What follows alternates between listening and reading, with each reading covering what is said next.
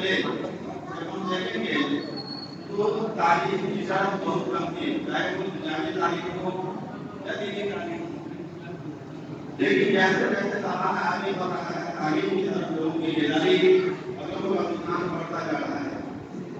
تعلیم دینی اور بنیادی کو دونوں ضروری ہے۔ اس طرح سے مشہور حدیث ہے کہ علم کا اثر پڑتا ہے مسلمان کا فریضہ ہے، ہر مسلمان کی ذمہ داری ہے مکمل۔ علم یہ جو دینی علم ہے وہ علم ہے جس سے انسان اپنی عمل کی زندگی، لائف کی زندگی کو کامیاب بنانے کی کوشش کرتا ہے، اور جب تک یہ دین کا علم نہ ہو انسان حق اور باطل کی تمیز نہیں کر پاتا ہے۔